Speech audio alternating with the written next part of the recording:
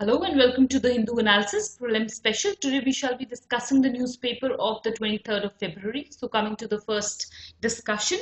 Now this is about the Forest Rights Act of 2006. Now this is something that has become important in view of the recent Supreme Court judgment which has called for the eviction of 10 lakh people who are not eligible for rights under this particular act. So that is why this act is going to be important for prelims this year.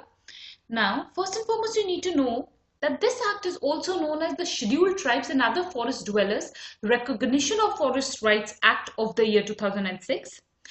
Though passed in the year 2006, it was implemented in the year 2008 and since then it has been in implementation.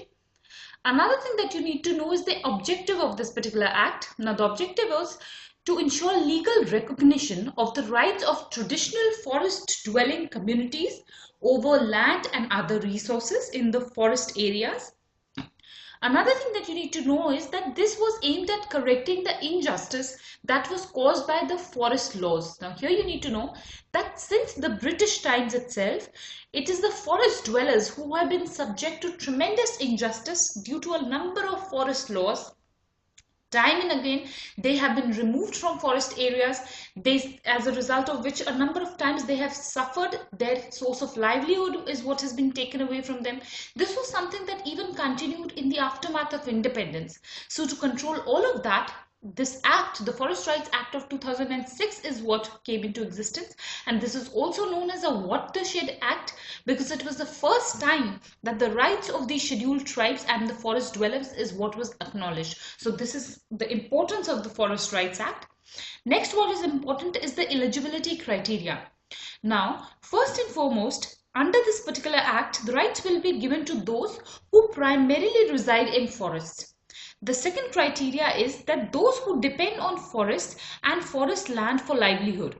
So if you see, these 2 points are somehow very vague, and this is one of the major criticisms under the Forest Rights Act, and it is because of these two, because of the vagueness in this particular act, that the claims of approximately 10 lakh people is what has been rejected now. So this is the controversy which has come up. Another criteria for eligibility is that if the person under the Forest Rights Act is either a member of the scheduled tribe community or if he is residing in the forest for 75 years, in that case also the person becomes eligible for Forest Rights Act. So that is something that you need to know vis-a-vis FRA. Another thing that becomes important here is with regards to the rights that are given. The first right that is given is the title rights. Now in the title rights you need to know that it is about the ownership of the land. Another thing here is that this land that is being owned, that is for which the ownership is what is going to be given, should be farmed by the tribals or the forest dwellers. And another thing is that not only this land should be farmed, there is a limit to this particular land over which ownership or the title rights is what can be given, and the limit is that of 4 hectares. So if a 4 hectare of land is what is being farmed by a person dwelling in a forest area, in that case that person is entitled to get a title right or ownership right over that particular land. So that is what title rights is. The second right that is given is the usage rights. Now this is the usage rights over minor forest produce. Another thing that can be used is the grazing rights. In forests, the dwellers have grazing rights in forest areas. Also, pastoralist route right is what these dwellers have, which means that if there is a route which is passing through the forest area and this is being used as a pastoralist route, then that route is also a right of the dwellers in forest area under the Forest Rights Act. The third right is the right to relief and developmental rights. Now here, in case these people have to be shifted from a forest land for the purpose of conservation or some developmental purpose, then in that case, under the FRA, these dwellers now have the right to rehabilitation. And this is something that is a major right which has now been given to them, and in the past it is this right which was not given, and because of which a lot of injustice was what was caused. So this is an important right. Another thing that is very, very important vis-a-vis the Forest Rights Act is the role of Gram Sabha.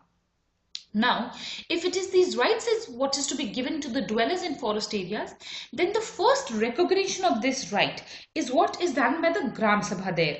Now, the Gram Sabha is going to pass a resolution which recommends those to whom these rights are to be given and those who can use the resources of the forest area. So Gram Sabha is a very integral part of the FRA. This is something that you should know.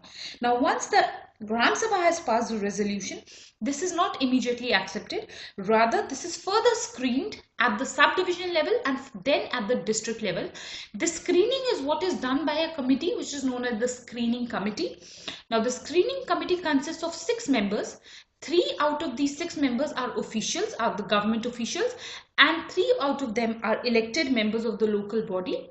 In the government officials, the one official is going to be from the forest department, one is going to be from the revenue department, and one is going to be from the tribal welfare department, and the other three are going to be elected members of the local body, as I mentioned. So this is the entire process by which the right is what is given under the Forest Rights Act. So that is in a nutshell about the FRA. Indeed, as I mentioned before also, this is an important topic for prelims this year. So that is the relevance. Next, we come to Mudra Yojana. Now, this is largely a revision of this particular Yojana because in today's newspaper, it has been mentioned about the Labour Bureau report on Mudra Yojana. So, it is important that we revise Mudra Yojana. Now, here you should know that Mudra Yojana came into existence in the year 2015. It was introduced in the budget of 2015. The full form of Mudra is Micro Unit Development and Refinance Agency. Under this particular Yojana, a bank is what is going to be set up, which is known as the Mudra Bank. This Mudra Bank is going to provide finance to last mile financial agencies or financial institutions.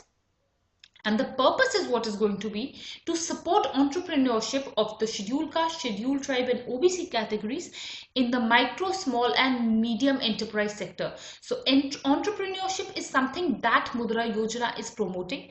The categories you should know, SC, ST and OBC is what becomes important. Now what happens is that it is not the Mudra Bank which is going to give this loan. This is one important aspect. The Mudra Bank is not going to give a direct loan to these eligible entrepreneurs. Rather, Mudra Bank is going to finance financial institutions which give microfinance, and these financial institutions are going to further give away this particular loan. A corpus of rupees 20,000 crore is what was set by the government under the Mudra scheme. This is something that is important here. Another thing is that this loan is what is given for non-agricultural activities and allied agricultural activities. For example, a poultry farm, if a person wants to open, that is going to be an allied agricultural activity. And a loan can be given up to rupees 10 lakh. This limit is what is important. There are 3 types of loan. The first is the Shishu loan. If a loan is what is given up to rupees 50,000, it is Shishu. If it is given between 50,000 to 5 lakh, it is Kishore. And more than 5 lakh is what is Tarun. So this is something that you need to know about Mudra Yojana. Next, what is important is that Prime Minister of India, Prime Minister Modi, has won an award in South Korea. He has been given the Seoul Peace Prize for fostering global links. So this is an important development which has happened, and this can be a question in at least state prelims, though UPSC is rare to ask such a question.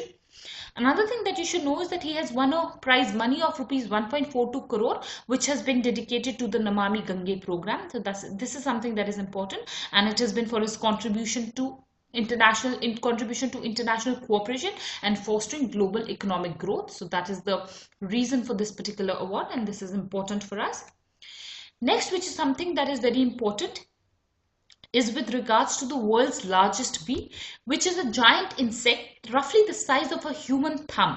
It is this particular insect which has been rediscovered in Indonesia. The island is the North Moluccas Island in Indonesia, where this particular bee has been rediscovered. It has been re-seen after 40 years. Now, the species is something that is vulnerable in the IUCN Red List. This is something that is important. Another thing that you should know is that this bee is what is also known as the Wallace giant bee, and the scientific name is Megachil pluto. This is what I have highlighted here, and it is 4 times bigger than the European honey bee. Now, the Wallace giant bee is so called because it was discovered in the 19th century by the British naturalist Alfred Russel Wallace. So this is something that is important. The term flying bulldog is important, and this is something that can be asked in the environment section of the prelims. So that is going to be the importance. Now that's all for today's discussion. I thank you all for watching.